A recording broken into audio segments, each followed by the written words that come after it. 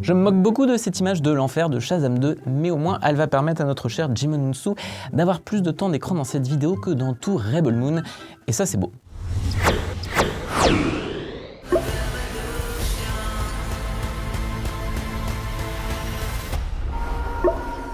Bonjour à tous, c'est Antoine et avant de commencer, on vous souhaite une bonne année 2024 avec la santé, un pouvoir d'achat plus grand que celui d'un étudiant et surtout plein de bons films. Je vous avoue que sur les deux premiers je suis pas trop sûr, mais sur le troisième ça devrait aller puisque la zone d'intérêt de Jonathan Glazer débarque fin janvier et c'est pour moi l'un des plus grands films de ces dernières années et je pèse mes mots. Et bien sûr il y aura Furiosa en mai qui nous a déjà rendu complètement tarés depuis sa bande-annonce. Mais avant de pleinement passer à la nouvelle année, je fais un petit retour en arrière vers le 22 décembre 2023, date fatidique à laquelle Netflix nous a offert Rebel Moon partie 1 Enfant du Feu, le nouveau film de Zack Snyder.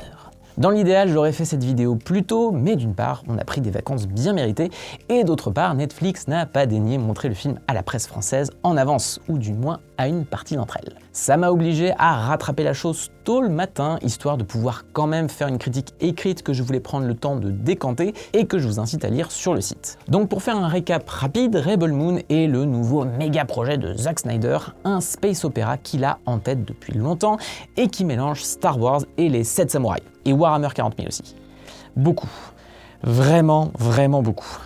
Je vais pas vous refaire tout l'historique de la carrière de Snyder depuis Man of Steel, mais suite à la déconvenue qu'a été le DCU amenant au fameux Snyder Cut de Justice League, le cinéaste a fui la Warner, avec laquelle il bossait pourtant depuis très longtemps, pour aller retrouver une liberté artistique chez Netflix. Et il ne s'est pas fait prier puisque Rebel Moon est d'ores et déjà un diptyque dont la suite sortira en avril 2024 et Snyder envisage déjà plein de trilogies et du transmédia avec des BD et du jeu vidéo. Pour mettre fin au suspense, qui n'en est pas vraiment un, j'ai trouvé Rebel Moon horrible. Je pensais qu'Army of the Dead allait s'imposer à tout jamais comme le pire film de Zack Snyder, mais je dois bien avouer que plus j'y pense et plus Enfant du Feu pourrait lui piquer ce triste titre honorifique. C'est non seulement très laid, mais ça foire tout ce qu'on peut attendre d'un space opéra. L'univers est limité à une poignée de paysages numériques peu inspirés, dans lesquels les personnages passent leur temps à vagabonder à la recherche de la prochaine silhouette pas caractérisée qui pourrait les aider dans leur quête. J'ai toujours trouvé l'écriture de Zack Snyder très malhabile, et j'y reviendrai, mais ces structures parfois très explicites avaient au moins le mérite de se connecter à des nouveaux médias, comme dans Sucker Punch avec ses actes en forme de niveau de jeu vidéo. Mais Rebel Moon a juste des airs de très mauvais jeu de rôle, où chaque obstacle sert platement à faire avancer l'intrigue, mais jamais les personnages. Le truc c'est que je pourrais vous reformuler ma critique écrite et au final tout le monde s'est déjà bien acharné sur le résultat final, y compris au sein des fans habituels du réalisateur. Ce qui pose la question suivante. Est-ce que quelque chose s'est définitivement cassé avec Snyder ? Comme cette vidéo sort un peu en retard par rapport à la date de sortie du film, c'est surtout ça que j'ai envie d'explorer avec une prise de recul sur le film et une analyse à l'orée de la carrière de Snyder et de l'impasse qu'elle me semble rencontrer. Pour moi, Rebel Moon a confirmé plus que jamais un paradoxe dans le cinéma de Zack Snyder. Et j'entends par là un paradoxe qui concerne autant les films en eux-mêmes que la vision que leur réalisateur a de sa place d'artiste. Et pour ça, il faut parler un peu politique et philosophie, mais ne partez pas en courant, vous allez voir que c'est cohérent avec Rebel Moon. En particulier, depuis 300, beaucoup se contentent de percevoir Zack Snyder comme un cinéaste, disons, à droite du spectre politique. Perso, je trouve ça un poil réducteur, d'autant que l'intéressé est le premier à s'en défendre. Bon, après, c'est souvent en arguant que ces images cool prévalent sur leur sens, ce qui tend à confirmer son côté grand gamin un peu bêta qui aime les ralentis et les poses badass. Cependant, il est clair que les films de Snyder abordent des thèmes libertariens. Et on pourrait même analyser son œuvre par le prisme d'une philosophie spécifique, celle de l'objectivisme. L'objectivisme, c'est une pensée qu'on doit à la philosophe et romancière Ayn Rand. Pour résumer grossièrement, ça prône une liberté individuelle quasi totale, un bonheur égoïste. Pour réussir ses rêves ou ses objectifs, l'individu ne peut croire qu'en lui-même et doit combattre les obstacles de la société, de la morale ou encore de la religion. Pour ça, le seul outil à sa disposition, c'est sa raison, l'objectivité sur la réalité qui permet de transcender la médiocrité des autres. Ayn Rand est devenue célèbre à partir des années 40 et les germes de l'objectivisme ont fini par devenir un fleuron dans la défense du capitalisme et de l'ultralibéralisme. Et en même temps, il serait difficile de limiter cette pensée à sa récupération par la droite, voire l'extrême droite américaine. C'est même ce qui est fascinant avec l'objectivisme. Le spectre que ça couvre est extrêmement large et concerne autant les mégalos de la Silicon Valley que des mouvements anticapitalistes et anarchistes. Car derrière le fantasme évident de cet individualisme, il y a les possibles dérives qui en découlent. L'utopie n'est jamais loin de se transformer en dystopie et l'objectivisme est souvent exploité par la pop culture pour refléter cette zone d'ombre. Le meilleur exemple, c'est bien sûr la saga de jeux vidéo BioShock et ses sociétés créées en marge dans des villes idylliques avant que la corruption des hommes n'engendre leur destruction. Si je dis tout ça, c'est que Zack Snyder assume clairement ses inspirations randiennes, à tel point d'ailleurs qu'il rêve depuis longtemps d'adapter son premier roman, La Source Vive.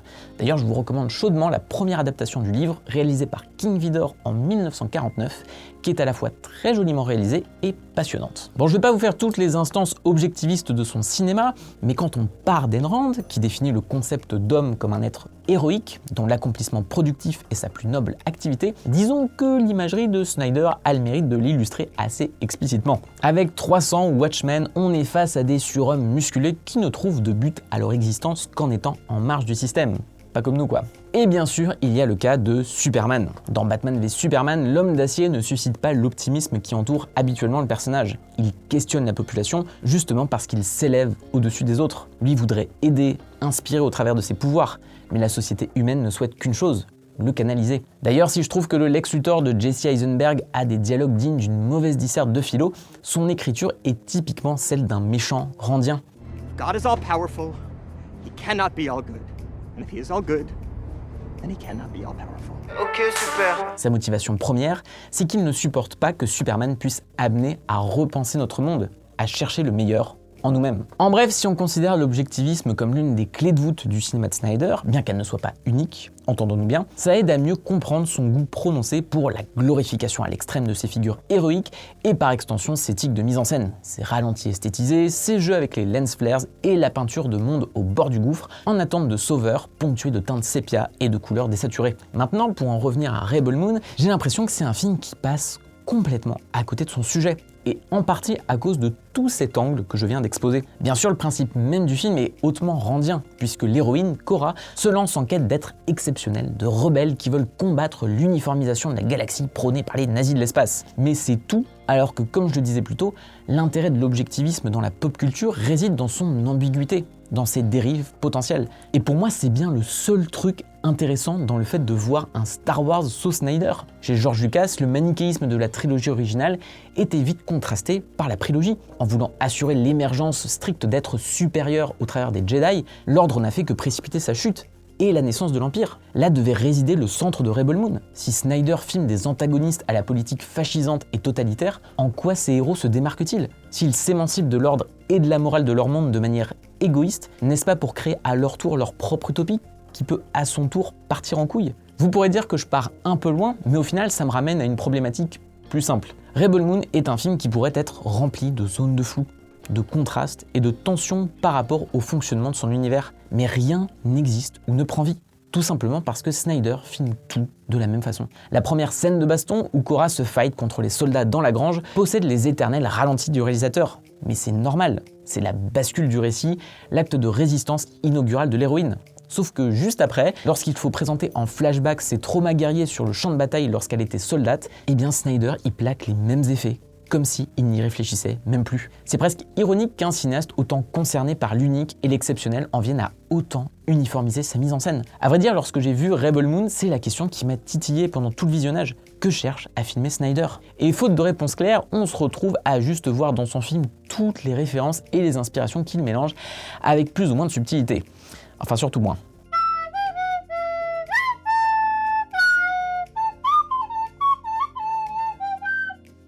Mais ok, prenons un peu de recul et posons-nous la question. Que cherche à filmer Zack Snyder avec Rebel Moon? A priori, une galerie de personnages dont les actes de bravoure devraient galvaniser le public, voire arborer quelque chose de mythologique.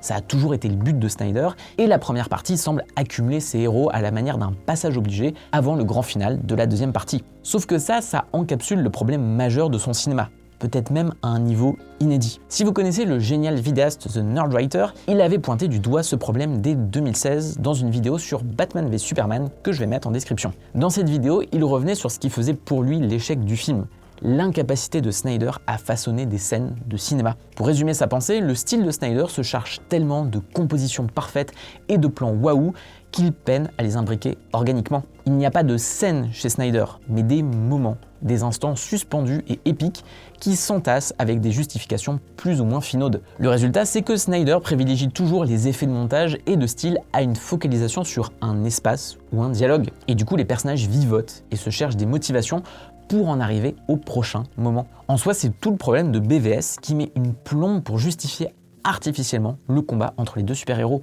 Mais si je voulais aller plus loin, je dirais que Snyder a un autre problème. Il y a bien des scènes dans ses films, dans le sens où il passe d'un lieu à un autre, d'une temporalité à une autre, d'un personnage à un autre, etc. Mais chaque scène est courte, parce qu'elle ne sert qu'une seule fonction. Et c'est souvent le partage d'une seule information ou d'une seule émotion. Alors qu'une vraie et grande scène de cinéma, ça doit pouvoir naviguer entre diverses idées, porter en soi toute la réflexion de l'œuvre. Et c'est peut-être là que l'échec de Rebel Moon est le plus fracassant. Chaque scène ne sert qu'à aller d'un point A à un point B, d'un personnage à un autre, sans jamais s'attarder sur rien. Je faisais la comparaison avec un jeu de rôle, mais cette première partie m'a aussi fait penser au pire des jeux vidéo à monde ouvert.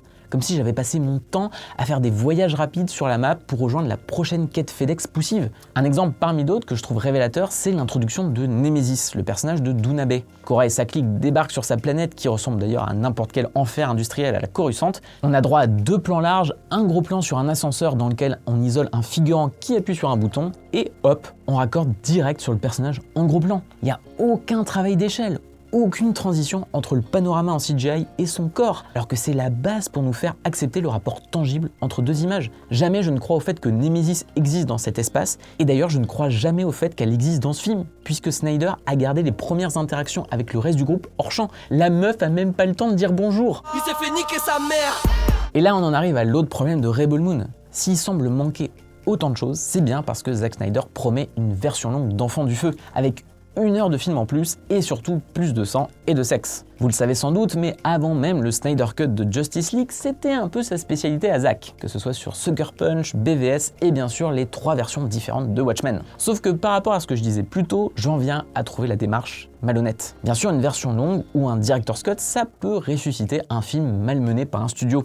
Et Justice League est évidemment un cas d'école en la matière, suite au charcutage de 2017. Mais comme Snyder a du mal à construire des scènes et à leur donner plus d'une fonction, ces films traînent la patte. Et à partir du moment où vous dégagez du montage une scène chiante mais essentielle au déroulé d'une intrigue secondaire, forcément vous êtes obligé de tout amputer. C'est pour ça que Batman v Superman est bien plus compréhensible dans sa version longue. Mais si vous voulez mon avis, ça rend pas vraiment le film meilleur. Juste plus logique, mais aussi plus tortueux pour pas grand chose. Pour approfondir le sujet, il faut en revenir à Ayn Rand et l'objectivisme. Quand je disais plutôt que le paradoxe du cinéma de Snyder concernait autant les films que le bonhomme, c'est à ça que je pensais. Zack Snyder se prend pour un héros d'Ayn Rand. Et c'est pas moi qui fais de la philo de comptoir, hein. C'est devenu inhérent à sa communication et à sa manière de vendre ses films. Qu'on l'aime ou qu'on l'aime pas, Snyder fait partie des rares réalisateurs des années 2000 à avoir su émerger en tant qu'auteur assez défini dans le contexte de la production de blockbusters. Avec le temps, il s'est montré de plus en plus critique face aux concessions nécessaires à ce processus, en particulier sur les films du DCU. Quand on y regarde bien, Justice League n'a pas juste été une revanche sur l'industrie. Ça a été une manière pour lui de réécrire son histoire et de se présenter comme un artiste intransigeant face à la machine hollywoodienne. Un réalisateur exceptionnel qui a su par la raison rassembler ses fans et atteindre son objectif. Je ne doute pas qu'il y ait une forme de sincérité là-dedans, mais ça profite bien à son image. Au point d'ailleurs, on en oublierait presque que Snyder est aussi fautif dans l'échec inaugural de Justice League. Appelez ça de la naïveté, de l'incompétence ou de la folie des grandeurs, mais évidemment qu'aucun studio n'aurait validé une version de 4 heures d'un film comme ça, surtout quand ça concerne 6 petits super-héros qui récupèrent 3 boîtes magiques. Si vous aimez le Snyder Cut, j'en suis vraiment ravi pour vous, mais c'est moins un Director's Cut qu'un Assembly Cut. Le terme qu'on emploie pour parler d'un premier montage qui demande à être dégrossi. C'est pas parce qu'il y a toutes les scènes que ça reflète toute la vision d'un artiste. Une post-production de film, ça implique toujours de virer des bouts de gras ou de repenser le rythme global des scènes. Une version longue, ça devrait avant tout offrir des détails, une exploration plus en profondeur d'un univers déjà bien riche, mais qui tient déjà sur ses 2 jambes, comme c'est le cas du Seigneur des Anneaux par exemple. A l'inverse, Rebel Moon montre ce qu'un montage épuré de Snyder peut être de pire. Ça ne garde plus que les scènes dites essentielles pour un squelette rachitique qui suit platement son intrigue vue et revue. Et pour ce cas précis, Snyder n'a même plus l'excuse de l'interventionnisme des studios, puisque Netflix lui donne quasiment une carte blanche. Sa stratégie n'est plus une façon de sauver son art, c'est devenu une marque de fabrique dévitalisée. du pur marketing pour s'assurer que les fans ou les déçus regardent le film 2 fois. Alors vous appelez ça comme vous voulez, mais perso, j'appelle ça de l'arnaque. Quelle que soit la qualité de la version longue de Rebel Moon, je n'avais pas à voir un film dans son kit de base, en attendant le DLC qui allait potentiellement tout changer. Sinon, j'aurais joué à Cyberpunk 2077. D'ailleurs, pour parler de pure fabrication, l'indépendance acquise par Snyder avec Netflix est aussi une bonne excuse pour justifier des films qui semblent faits de briques et de broc. Parce que bon, je rappelle quand même qu'Army of the Dead, ça avait coûté 90 millions de dollars et le total des 2 volets de Rebel Moon est estimé pour le moment à 166 millions. Donc c'est pas rien quand même. Et pourtant ça a l'air cheap parce que Snyder fait lui-même le directeur de la photographie et c'est pas une bonne idée et il fait toujours joujou avec les mêmes outils. Le village a beau avoir été créé en décor naturel, tout le reste est fait sur des vieux fonds verts où Snyder isole ses acteurs pour ensuite les rassembler en post-prod. Et si ça se voit trop, il peut toujours mettre du flou dégueulasse et artificiel sur toute l'image. C'était vraiment ça le prix à payer de la liberté ? Retrouver des séries B à la Roger Corman mais avec les outils actuels du numérique ? Est-ce que c'est vraiment ça que devient Zack Snyder ?